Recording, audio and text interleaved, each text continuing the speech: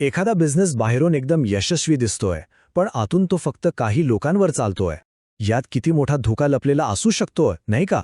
आज आपण अशाच एका मॅन्युफॅक्चररची गोष्ट पाहणार आहोत, ज्यांनी गोंधळाच्या परिस्थितीतून स्वतःला कसं बाहेर काढलं. चला तर मग सुरू करूया. एकदम ओळखीचं चित्र आहे नाही का? बिझनेस मस्त वाढतोय, रेव्हेन्यू वर जातोय, ऑर्डर्स वेळेवर डिलिव्हर होत आहेत, सगळं कसं छान चाललंय असं वाटतं. विशेषतः लहान आणि मध्यम उद्योगांसाठी हे तर स्वप्नवतच असतं. पण विचार करा, अचानक ती एक महत्त्वाची व्यक्ती, ज्याच्यावर सगळं काही अवलंबून आहे, ती कामावर आलीच नाही तर? बस याच एका प्रश्नामुळे अनेक बिझनेस ओनर्सच्या मनात धाकधूक असते. आणि खरं सांगायचं तर इथूनच आपल्या आजच्या कथेची खरी सुरुवात होते. चला, आपण रमेश यांच्या मॅन्युफॅक्चरिंग युनिटची गोष्ट पाहूया. आता बघा, बाहेरून पाहिलं तर सगळं कसं एकदम परफेक्ट दिसतंय. एकदम प्रिसिजन कॉम्पोनंट्स बनवले जात आहेत, कस्टमर्सना वेळेवर डिलिव्हरी मिळते, टीम तर एकदम कुशल आणि अनुभवी आहे, आणि दरवर्षी नफा पण वाढतोय. म्हणजे सगळं काही कंट्रोलमध्ये आहे असं वाटणारच, नाही का? पण थांबा, या सगळ्या यशामागे एक मोठी अडचण लपलेली आहे. हा बिझनेस तो कुठल्या स्पष्ट सिस्टीमवर नाही चालत. तो चालतो काही निवडक लोकांच्या अनुभवावर आणि त्यांच्यावरच्या अवलंबित्वावर. आणि हाच जो व्यक्तिचालित कारभार आहे ना, तोच या कथेचा खरा विलन आहे. आणि मग एक दिवस व्हायचं तेच होतं.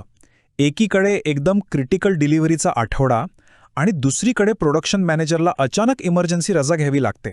बस इथेच ती छोटीशी वाटणारी अडचण एका मोठ्या संकटात बदलते. आणि मग काय, शॉप फ्लोअरवर नुसता गोंधळ उडतो. कोणालाच काही कळेनासं होतं. पहिला प्रश्न, अरे आत्ता नक्की बनतंय काय? कोणता ऑपरेटर कुठल्या जॉबवर काम करतोय कोणालाच काही माहीत नाही. सगळं नियंत्रण सुटल्यासारखं वाटू लागतं. बरं, एखादं काम झालं की पुढे काय करायचं कुणालाच काही कल्पना नाही. आणि यामुळे टेन्शन अजूनच वाढतं, कारण सिस्टम नसल्यामुळे सगळं कामकाज अक्षरशः थांबून जातं. कोणत्या मशीन्स रिकाम्या आहेत, कोणत्या मशीन्सवर गरजेपेक्षा जास्त लोड आहे, या प्रश्नांनंतर एक गोष्ट तर नक्की होते की फॅक्टरीमधलं सगळं नियंत्रण सुटलंय आणि फक्त गोंधळच गोंधळ उरलाय. आणि सगळ्यात धक्कादायक गोष्ट काय होती माहीत आहे? हे असं पहिल्यांदाच घडत नव्हतं. महिन्यातून कमीत कमी एकदा तरी हा गोंधळ ठरलेलाच होता. म्हणजे ही काही तात्पुरती अडचण नव्हती, तर बिझनेसला लागलेली एक जुनाट कीड होती. आणि याच सततच्या त्रासातून मालकाला एक गोष्ट अगदी स्पष्टपणे जाणवते, एक वेदनादायक सत्य, की आपला बिझनेस सिस्टम ड्रिव्हन नाहीये, तो पर्सन ड्रिव्हन आहे. आणि हाच तो महत्त्वाचा क्षण आहे, कथेचा टर्निंग पॉइंट.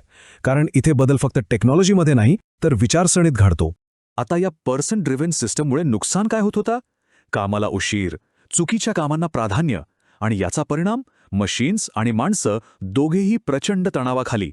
आणि सगळ्यात वाईट म्हणजे हळूहळू ग्राहकांचा विश्वास उडत चालला होता. मग या परिस्थितीत एक उपाय समोर आला, BRS सॉफ्टवेअर. आता याचं वैशिष्ट्य काय? तर हे सॉफ्टवेअर कुठल्या तरी पुस्तकी ज्ञानावर नाही, तर प्रत्यक्ष मॅन्युफॅक्चरिंगच्या अनुभवावर बनवले गेलंय. आणि म्हणूनच ते इतरांपेक्षा वेगळं ठरतं. तर मग हा बदल नेमका कसा झाला ते पाहूया. आधी काय होतं? तोंडी सूचना दिल्या जायच्या. आता काय होतं? सिस्टम स्वतः प्रक्रियांचं मार्गदर्शन करते. आधी प्लॅनिंग कोणाच्या तरी डोक्यात असायचं, आता ते लाईव्ह स्क्रीनवर सगळ्यांना दिसतं.